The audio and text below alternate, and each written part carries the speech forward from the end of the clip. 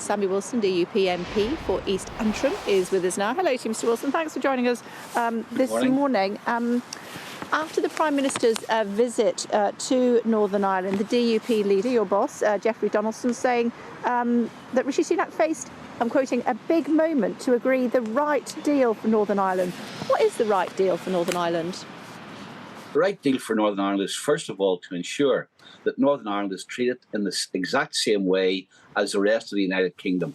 In other words, that the laws which apply in Northern Ireland are UK laws, not EU laws. We've now left the EU.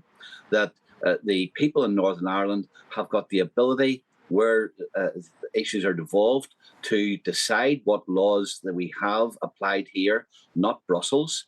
And as a result of that, then all of the other issues about barriers to trade and checks on goods would no longer be necessary. And that really is the objective that the Prime Minister has to achieve when he negotiates with the EU.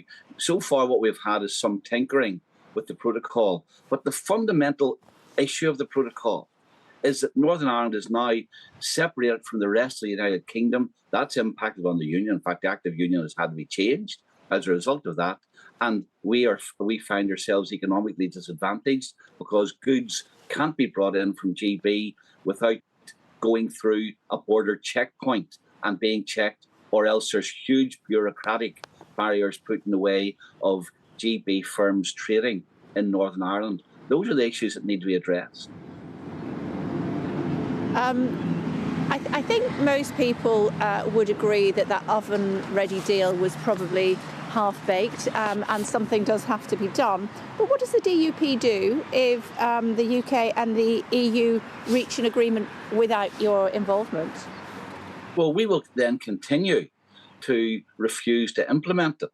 And that means that we cannot participate in the Stormont Assembly because, essentially, if a deal is agreed which still keeps us within the EU single market, as ministers in the Northern Ireland Assembly, we would be required by law to implement that deal.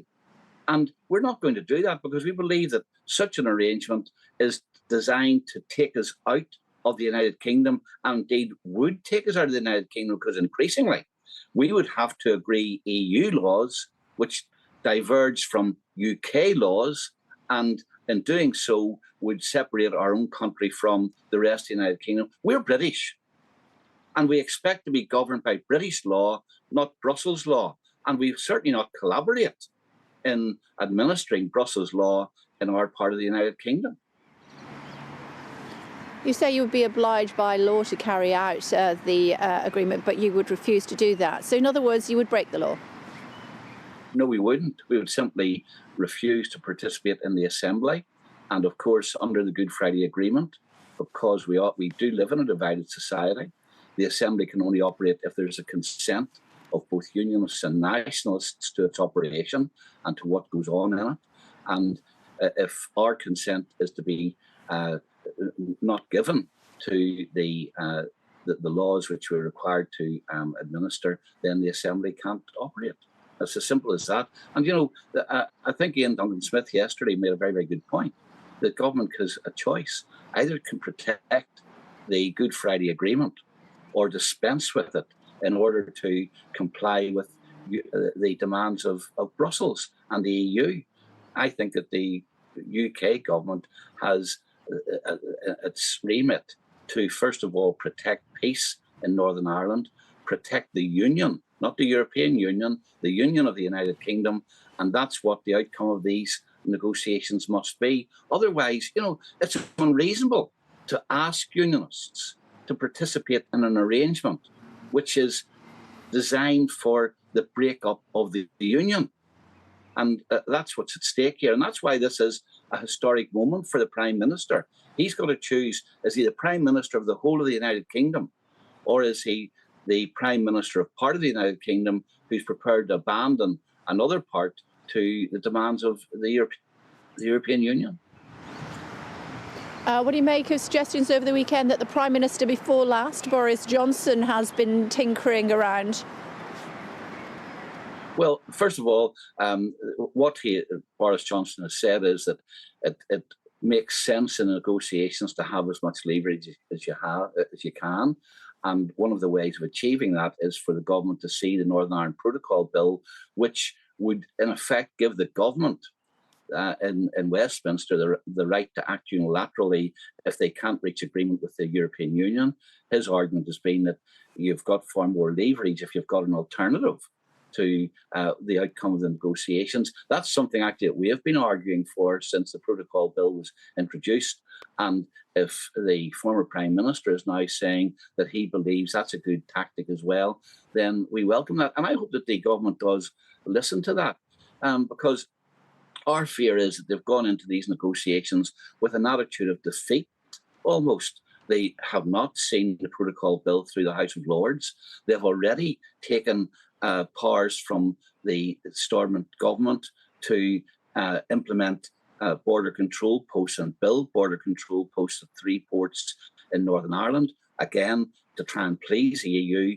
And they've agreed that they'll hand over commercial and trading data to the EU, something which the EU had been demanding, all ahead of reaching any agreement. And, it does cause you to wonder sometimes about their negotiating tactics. Why do you give the other side all of the things they wanted for before they give you anything in negotiations?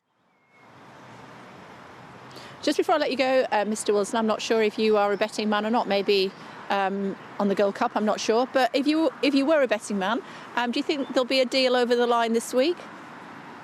No, I don't. And I think that the Prime Minister probably has downplayed things at the weekend as well, because he realises there are barriers and hills to climb. And he knows the kind of issues that have to be dealt with. I hope that he does go into negotiations with a full understanding of what is required. We have got 7 tests, but don't forget, our 7 tests are no different than what the Prime Minister has promised he wants to seek as well, because in the Protocol Bill and in the command paper, which the government published last autumn to deal with the protocol, they were asking for exactly the same things as I've been talking about here this morning. So he knows the gap that exists at present, and I hope that he intends to keep on negotiations until that gap is closed. Good to talk to you. Thanks for taking the time. Much appreciated. Thank you.